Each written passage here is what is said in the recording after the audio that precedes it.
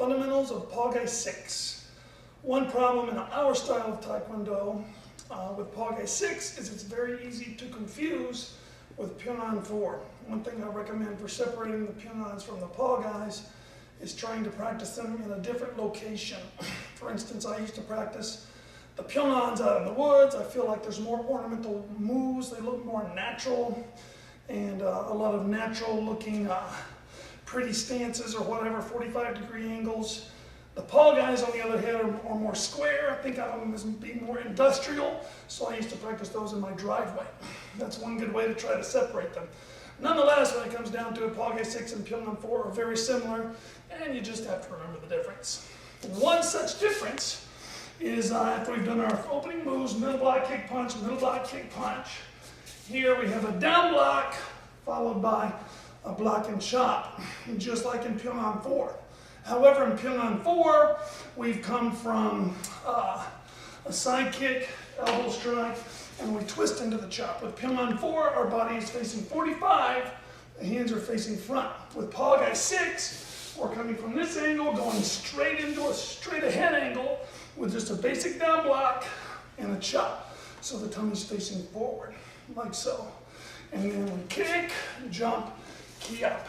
Here, we have a down block and a collar grab. This collar grab should be an attack. You're basically palm striking your opponent's collarbones, then grabbing the collar and pulling them back.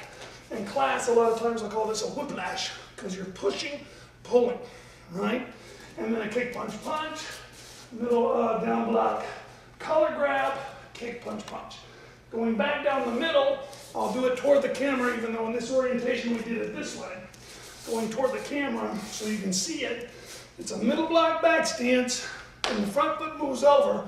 You chamber both hands this way for a high block, palm strike. A lot of people make the mistake of middle block, and then they separate their hands and do this. But of course this does no good as a high block. The high block needs to come from here. The palm strike needs to come from the hip. So we do middle block, pull both hands back, high block, palm strike. And then you have the kick and a back fist, key up. This back fist has overgone a lot of evolution.